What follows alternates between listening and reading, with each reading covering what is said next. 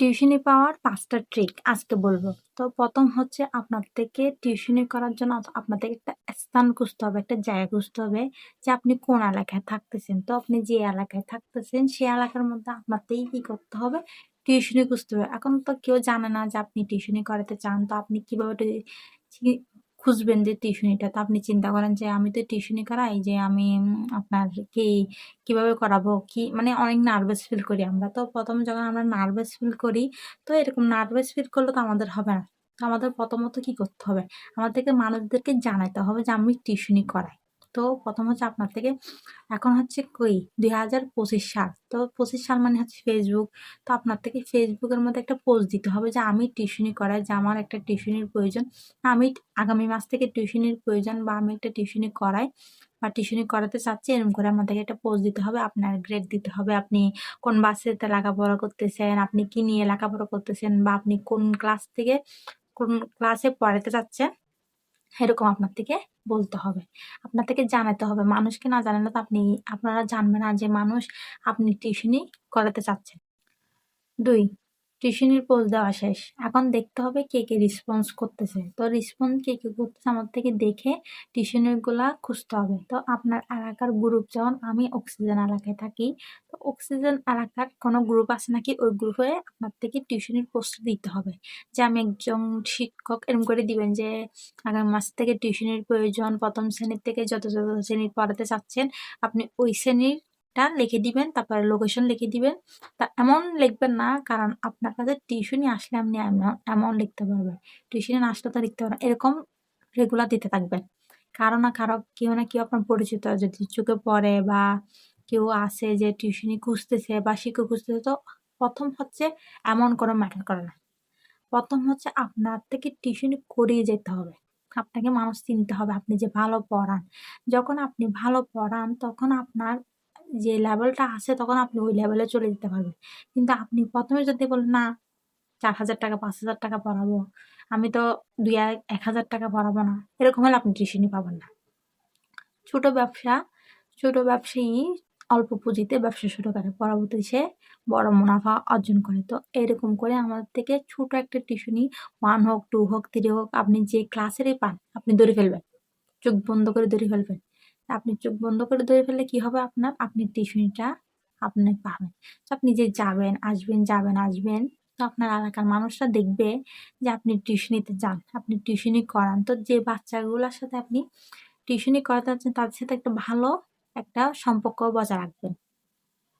৩ number trick হচ্ছে আপনি যে বাচ্চাগুলাকে পড়ান, ওরা ছেলে হলে ছেলে, মেয়ে হলে মেয়ে, যদি অনুমতি থাকে। বাচ্চাগুলো ছোট হলে তো সমস্যা নাই। আপনি সোশ্যাল মিডিয়ায় অ্যাক্টিভ থাকবেন। আপনি একটা সোশ্যাল মিডিয়ায় গ্রুপ বানাবেন। ওই গ্রুপের মধ্যে আপনি যে টিউশনি করাচ্ছেন, বাচ্চাগুলাকে পড়াচ্ছেন, এগুলার একটা সেলফি নিবেন। সেলফি নিয়ে ওই গ্রুপে পোস্ট করবেন।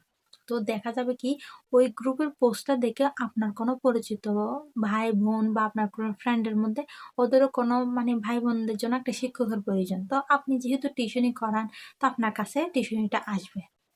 ৪ নাম্বার হচ্ছে এলাকার যারা টিউশনি করায়। এলাকার যারা টিউশনি করায় তাদেরকে বলে রাখবেন যে, "আমার দেখ ভাই, আমার একটা টিউশনির প্রয়োজন।" ভাই হলে ভাই, বোন হলে বোন বলবেন যে, "আমার একটা টিউশনির প্রয়োজন। তোমরা যদি পারো আমাকে একটা টিউশনি দিও। তোমাদের যদি না হয়, তোমরা যদি মানে পড়াতে পারতেছো না বা ছেড়ে দিচ্ছ, এরকম আমাকে একটা টিউশনি দিতে পারো চাইলে।"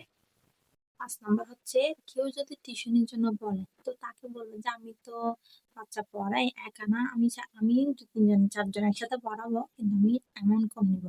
১ম এ আপনি অ্যামাউন্টটা বাড়াবেন না। কারণ মানুষ চায় অল্প দিয়ে কিছু অর্জন করতে। তো আপনিও অল্প নিয়ে ১ম এ অর্জন করবেন। যখন আপনি আস্তে, আস্তে টিউশনি করাবেন, আপনার পরিচিত সবাই আপনাকে চিনবে, জানবে। তো আপনি ওই পুরাতন স্টুডেন্ট গুলোকে প্রয়োজন নেই। একটা টাইম দিলেন, নতুন স্টুডেন্টকে আপনি আপনার অ্যামাউন্ট অনুযায়ী আপনি কি করবেন? পড়াবেন। যেমন আপনি চেষ্টা করবেন যে আপনার গ্রুপ সাবজেক্ট গুলো পড়াতে। আপনি যদি কমার্সের স্টুডেন্ট হন, আপনি কমার্সের স্টুডেন্ট পড়াবেন। আপনি যদি অনার্সের মধ্যে ইংলিশ করেন, তাহলে আপনি অবশ্যই ইংলিশ ভালো করে পড়াবেন।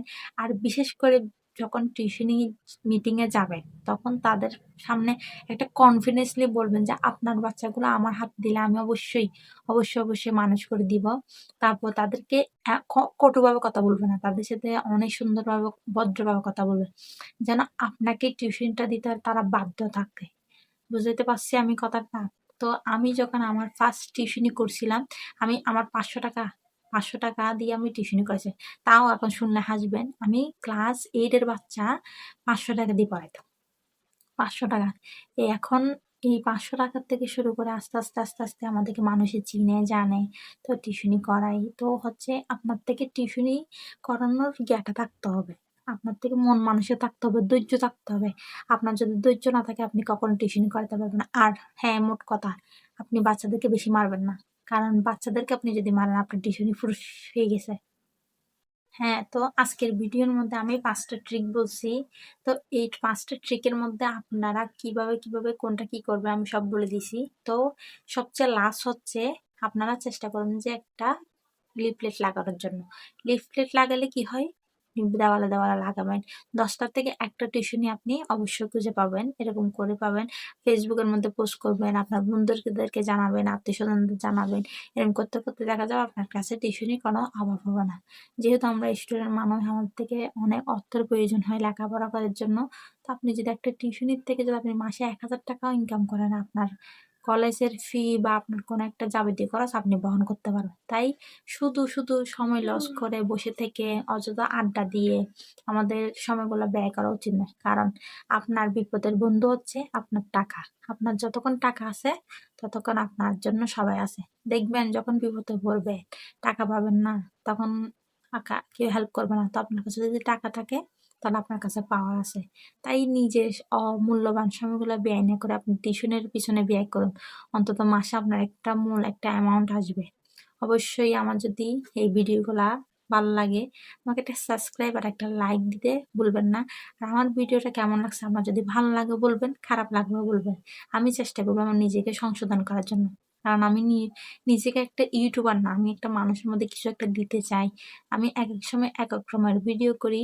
কারণ মানুষের রুচি অনুযায়ী ভিডিও করতে হয়। তো আমার একটা মন মানসিকতা থাকে যে আমি কোন ভিডিওটা বানাতে চাচ্ছি বা মানুষকে কিভাবে উপকার করতে চাচ্ছি। তো এরকম করে আমি ভিডিওগুলা বানাই।